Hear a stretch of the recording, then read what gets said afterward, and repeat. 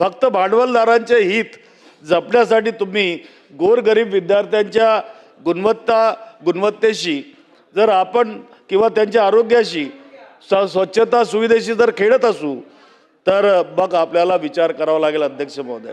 RTIच्या कलम 18 आणि अनुसूचीमध्ये शाळेसाठी किमान मानके ठरवून दिली आहेत। जर शाळेकडे प्रयोगशाळा नसेल, ग्रंथालय नसेल, तिला शाळा म्हणायचे की प्रवेशाचे दुकान म्हणायचं अध्यक्ष महोदय? राऊत साहेब। अध्यक्ष महोदय, आज सभागृहासमोर मांडलेलं हे विधेयक मला तरी असं वाटतं की याचा आणखी अभ्यास करणं फार गरजेचं आहे, कारण या माध्यमातून शिक्षणाचं सार्वत्रिकरण आणि शिक्षणाचं पूर्णपणे कॉर्पोरेटायझेशन करण्याचा प्रयत्न या ठिकाणी मला पद्धतशीरपणे दिसतो आहे। कारण बहुजन समाजाच्या आरक्षणाच्या बद्दल सुद्धा या ठिकाणी काहीच उल्लेख नाही आणि त्यांना सुरंग लावण्याचा हा प्रयत्न आहे की काय असं वाटतं अध्यक्ष महोदय। अध्यक्ष महोदय, या शाळांमध्ये आरक्षण लागू राहणार आहे का? कलम 12(1) चा भंग हा या ठिकाणी जर ठरत असेल, केंद्र सरकारच्या शिक्षण हक्क कायदा RTI 2009 नुसार 25% जागा वंचित आणि दुर्बल घटकांसाठी राखीव असणं अनिवार्य आहे, परंतु स्वयंअर्थसहाय्यित सेल्फ फायनान्स हे गोंडस नाव देऊन या शाळा RTIच्या अटीतून पळवाटा शोधत तर नाहीत ना अध्यक्ष महोदय? अध्यक्ष महोदय, या विधेयकात मागासवर्गीयांच्या प्रवेशासाठी कोणतीही स्पष्ट तरतूद नाही। जर या शाळांना सरकार सवलती देणार असेल तर कलम 13 नुसार आकारल्या जाणाऱ्या भरमसाठ कॅपिटेशन फीवर लगाम लावला जाण्याची या ठिकाणी गरज आहे। माझ्या बहुजन समाजातील SC ST OBC लेकरांना या आलिशान शाळांचे दरवाजे उघडे ही सरकार करणार का, की ती फक्त सरकारी शाळाच उरणार, हे सुद्धा या ठिकाणी स्पष्ट होणं गरजेचं आहे अध्यक्ष महोदय। अध्यक्ष महोदय, विधेयकाच्या सुधारित व्याख्येत आता नोंदणीकृत न्यास आणि धर्मदाय विश्वस्त संस्था यांचा समावेश केला आहे। अध्यक्ष महोदय, याच्यातली तांत्रिक मेक काय आहे?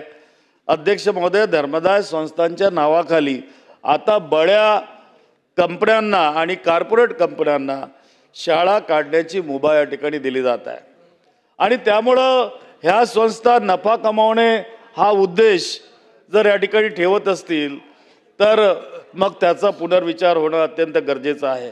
पण प्रत्यक्षात जिथं सर्वसामान्य पोरांना प्रवेश नाकारला जातो, या नवीन व्याख्येमुळे शिक्षणाचं रूपांतर एका मोठ्या बिझनेस मॉडेलमध्ये जर होणार असेल, तिथे सामाजिक न्यायापेक्षा नफा श्रेष्ठ असणार काय अध्यक्ष महोदय? आणि म्हणून अध्यक्ष महोदय, विधेयकाच्या उद्देश व कारणे मधील परिच्छेद घ कडे मी आपलं लक्ष या ठिकाणी वेधू इच्छितो अध्यक्ष महोदय। यात म्हटले आहे की वर्गखोल्या, प्रयोगशाळा, ग्रंथालय आणि स्वच्छता विषयक सुविधा पूर्ण करण्यात अडचणी येतात, म्हणून त्या अटी शिथिल कराव्या। माझा प्रश्न आहे अध्यक्ष महोदय, RTIच्या कलम 18 आणि अनुसूचीमध्ये शाळेसाठी किमान मानके ठरवून दिली आहेत। जर शाळेकडे प्रयोगशाळा नसेल, ग्रंथालय नसेल, तिला शाळा म्हणायचे की प्रवेशाचे दुकान म्हणायचं अध्यक्ष महोदय? फक्त भांडवलदारांचे हित जपण्यासाठी तुम्ही गोरगरीब विद्यार्थ्यांच्या गुणवत्तेशी जर आपण किंवा त्यांच्या आरोग्याशी स्वच्छता सुविधेशी जर खेळत असू तर मग आपल्याला विचार करावा लागेल अध्यक्ष महोदय। आणि म्हणून अध्यक्ष महोदय, मला कळतं अध्यक्ष महोदय, या ठिकाणी कलम 13 मध्ये दंडाची रक्कम वाढवण्याचे गाजर दाखवलेले आहे। अध्यक्ष महोदय, ज्या संस्थांचे वार्षिक टर्नओव्हर कोट्यावधीत आहे त्यांना लाखाचा दंड काय फरक पडणार आहे अध्यक्ष महोदय? हा दंड म्हणजे नियम तोडण्यासाठी दिलेला अधिकृत परवाना ठरू नये याची सुद्धा काळजी घेणं अत्यंत गरजेचं आहे। तर आरक्षणाचं काटेकोर पालन न करणाऱ्या शाळांची आपण मान्यता रद्द करणार का? ही तरतूद त्या ठिकाणी आपण करणार का? अध्यक्ष महोदय, हे विधेयक आरक्षण मुक्त आणि सुविधामुक्त शिक्षणाचा घाट व्हायला नको याची काळजी सुद्धा या ठिकाणी घेतली पाहिजे। म्हणून माझी आग्रहाची मागणी या संबंधाने आहे की या विधेयकात 50% सामाजिक आरक्षण आणि 25% RT कोटा अनिवार्य असल्याची त्या ठिकाणी तरतूद करण्यात यावी. पायाभूत सुविधांच्या अटीमध्ये कोणती शिथिलता द्यावी अथवा देऊ नये यासंबंधी सुद्धा विचार करण्यात यावा, कारण ग्रामीण भागातील मुले मागे पडू नये त्याची सुद्धा त्या ठिकाणी काळजी घेतली पाहिजे आणि या निमित्तानं मी ती सुधारणा या ठिकाणी व्हावी अशी सुद्धा आपल्या वतीनं या ठिकाणी विनंती करतो. अध्यक्ष.